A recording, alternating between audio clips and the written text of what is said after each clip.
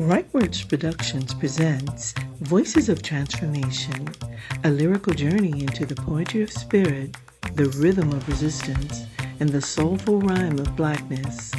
Join us for poetry, rhythm, and rhyme. Born in Jersey City and raised in Charlotte, North Carolina, subject matter eventually found home and his creative voice on the vibrant streets of Long Beach, California. There, while raising his 3 children, he also raised his pen, carving out a space in the world of poetry that is both deeply personal and powerfully resonant. Ladies and gentlemen, subject matter.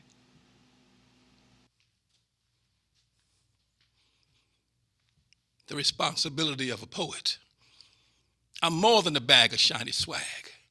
I'm more than the smoke that dissipates into nothingness from a Londoner's fag. I'm more than gold bars in a Gucci bag. I am subject matter. I'm more than insignificant spurts of air and various intonations. I'm the microessence of let there be, and then there was creation. I am the seed of thought that feeds the belly of conscious starvation. I am the twisted wire hanger that aborts the lies of the birth of a nation. I am chocolate thunder, Shaq Diesel, monster dunk, shattering the backboards of all that is ignorant. I'm more than flavor and interpretation and allegory on white pages. I am Medu-Neter on cave and tomb walls from ancient sages. I am Dead Sea Scrolls, mysteries of revelations yet untold. I am the whisperings, ancestors' whisperings on bended ear, revealing the spiritual locations of treasures and gold. I am Big Mama's recipe for chicken soup, passed down by word of mouth from generation to generation that heals the sick and pathetic soul. I am Griot, town crier on mountain top. Quick, quick, gather your belongings, swing low, sweet chariot, coming for to carry me home. Swing low, sweet chariot, coming for to carry me home. I am vibrations riding on hand clap, foot stomp, and choir. I'm Sly and the Family Stones. I want to take you higher. I'm Billie Holiday's Strange Fruit. I'm Nina Simone's Mississippi. God damn, I'm Max Roach and Abby Lincoln's Triptych. I'm Marvin Gaye's What's Going On. I'm Celia Cruz's La Vida es un Carnaval. I'm NWA's The Police. I'm Sam Cooke's Change Gonna Come. Oh, yes, it will. They can no longer justify taking another black life at will. I'm Dr. Funkenstein Parliament's The bigger the headache, the bigger the pill. Here is something they can't understand. That's Cypress Hill. I don't take this platform for granted to merely entertain you. Just hopefully, I remain with you. I am subject matter. A poet, cultural worker, a ceremonialist, a Black, queer, and genderless word artist, their work rises from the Black diaspora, woven with ancestral memory, futurist vision, and a deep devotion to consent. Their poetry is not just spoken, it is offered, a living invocation, a breath of liberation. Ladies and gentlemen, Genesis Ripley.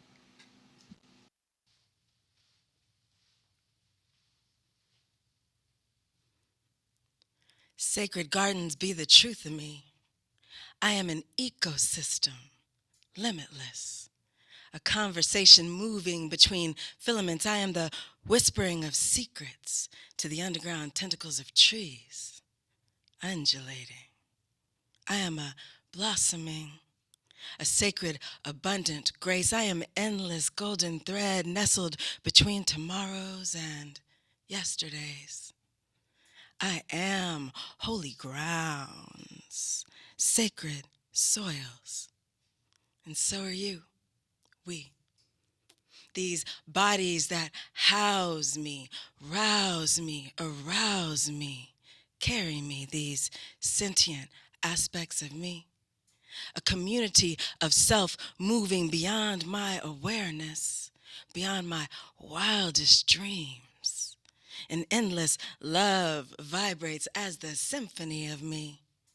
My bodies, they make love to space even as I slumber. Every motion is music, sacred melody, and ecstasy intrinsic.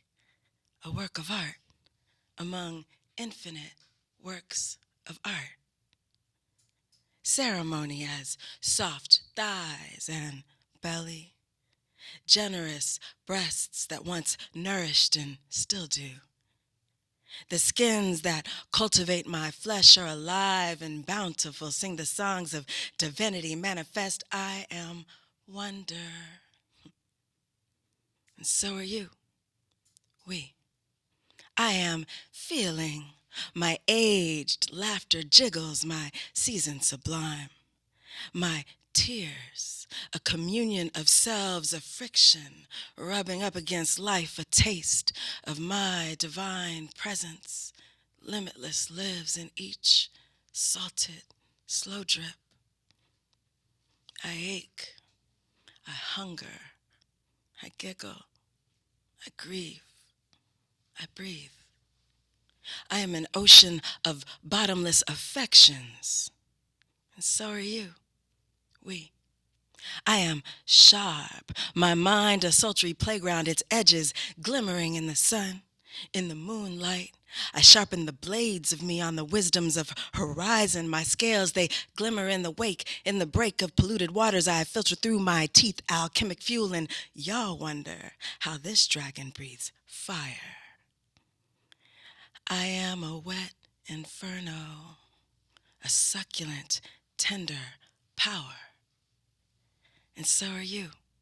We. And so you see, I am a riveting right now, a present as present. Every quantum particle of these selves move beyond fathom. My very breath. I take a moment.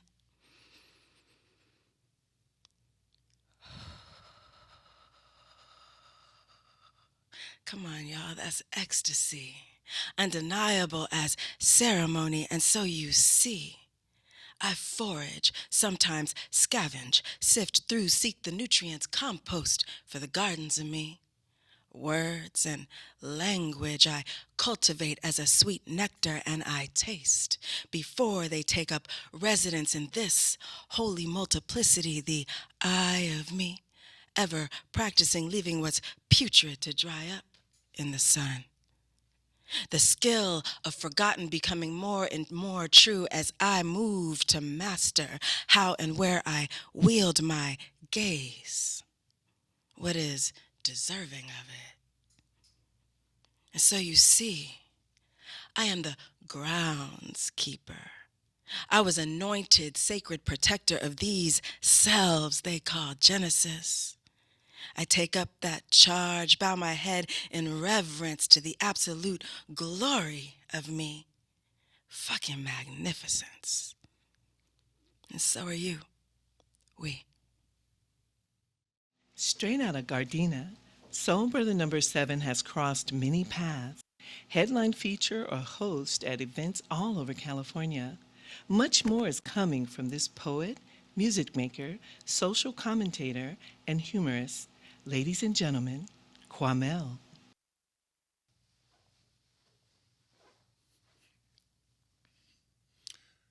Nikki Giovanni to Imani Booty Brown Lip and the Slim Kid Trey. Big L freestyling with Jay. Philosophy from Cornell West to KRS. Gil Scott Heron, Watts Prophets, Last Poets. The father building with the 5% long after he was clearance 13X. The God standing in square put to the test. Casted wisdom so others learn and listen. Time honored is this griot tradition. From Pryor and Chappelle to Chris Rock, he speaks so well. There's a book on how to say it like Obama and win. There's them country classic sayings like gin will make you sin, and stories on how Lake Lanier is not the place to swim. Gravitas in all our voices, from James Avery to James Earl Jones on everything from King Joffrey Joffa to Darth Vader. We make the pen mightier, mightier than a sword, a gun, or even a lightsaber. We got the vocab, same as Fuji's, spat thicker than loogies, understood by the homies, the droogies, the kinfolk, the skinfolk, the comrades and allies who get the message about limiting invites to the cookout. Same message throughout the hip-hop of K-Dot. The code, read or heard in oration, needs no explanation. We take the Nene Leak station. I said what I said. The seekers of what's meant by the speaker will make it click sometime before they're dead. Maximum impact in all the words. Until the next time the pen hit the paper or the tone moans to the microphone, that's all she wrote. That's all you heard. She studied behavioral science and early childhood development at Cal State University, Dominguez Hills. She's a gifted poet and storyteller. She uses her gift to bring awareness to traumatic experience and promote healing. Ladies and gentlemen, Patricia Rice. He was 6 years old, and finally he was off of his 2 wheels, his training wheels. So now his mom said, we're going to take you out and you're going to ride your bike on 2 wheels. He was so confident and so excited. And he started going real fast on that little bike, and the mama said, slow down, baby. He said, Mama, I got it. I can do this. And he got faster and faster until he tipped over, skinned his knee, and he let out a scream so loud, and he began to cry. And his mother ran up to him, and she held him in her arms, and she embraced him, the embrace. And it seemed like that embrace was for so long, but it wasn't. And the little boy, he exhaled, and he looked at Mama. He went, thank you, Mama. I needed that.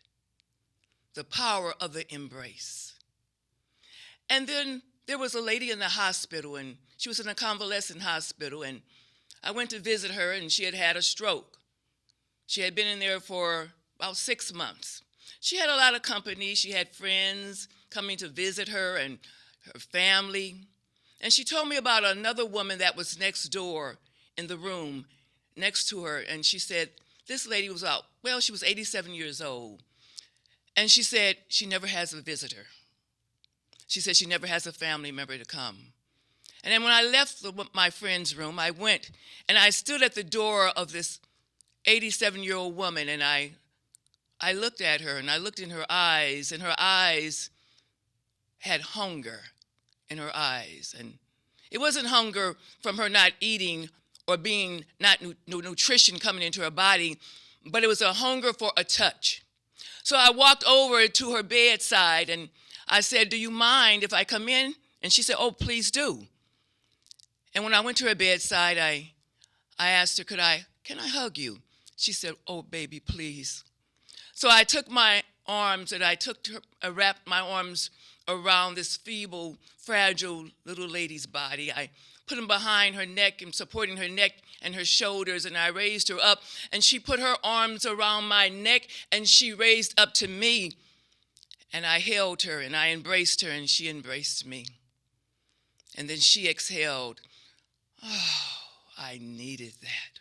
The power of the embrace. And then there's the romantic embrace of a man and a woman. He embraces her and she embraces him, and they believe that this must be some type of chemistry that we're having. It feels so good. But it's more than that. It seems to be spiritual. And in the midst of their embrace, they step up out of themselves and they can see themselves, and they see light. They see light in the form of a man and light in the form of a woman in an embrace. And they open up their eyes and they begin to smell the scent of, as if they were in a field of flowers and roses and jasmine, and they smelled lavender, and they felt love. And the man, he exhaled. Oh, he said, I needed that. And the woman, she exhaled and said, I needed that. And then he said, maybe we should take this walk a little further. And she responded, maybe we were destined to be lovers. And it all started in the power of an embrace.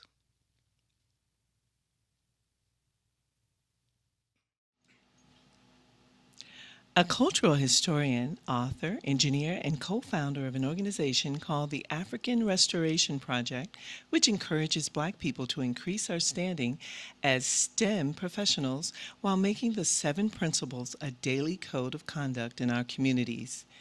Ladies and gentlemen, Shuja Baker.